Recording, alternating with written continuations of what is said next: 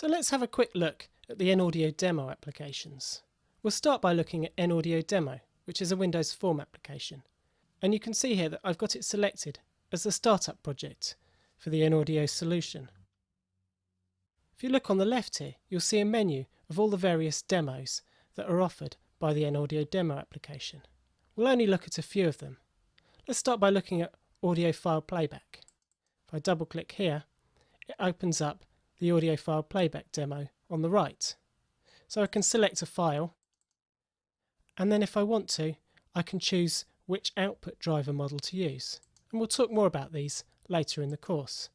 I can select which sound card to play it out of as well. As you can see here, I've got two sound cards connected to my computer at the moment.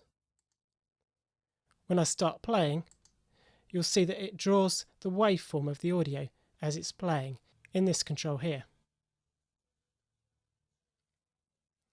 And we can adjust the volume of the audio as it plays. Here we can see a demo of the MIDI in capabilities. If I select my MIDI keyboard and start monitoring and play some notes, you'll see that it captures the various notes, which notes I played, what channel they were on, and how hard I hit the notes. There's a signal generator. If I want to make a sine wave, I can choose the frequency I want it to be at and then start playing. To save your ears, I've not recorded the sound as part of this tutorial. This demo shows you how you can do recording in mAudio. You can choose what sort of recording you use, and again I'll be explaining what the difference between these choices is.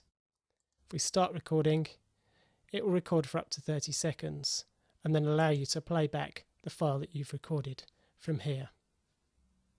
One of the more advanced demos in this application is the network chat demo. It allows you to record from your microphone and send it out over the network, as well as receiving audio over the network at the same time. For demo purposes, I allow you to talk to yourself, and you can choose which codec you want to use for compression.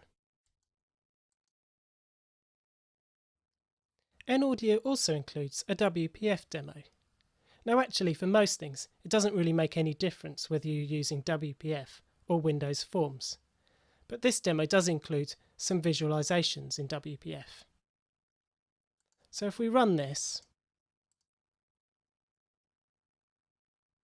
you'll see a smaller number of demos. But we can do audio playback with WPF.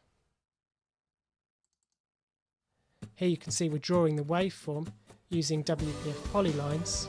We can also look at Spectrum Analyzer as well. I've included a drum machine example, so you can play the drums and you can modify the pattern while they're playing. Increase the tempo if you like. This demo application also has the most examples of using Media Foundation.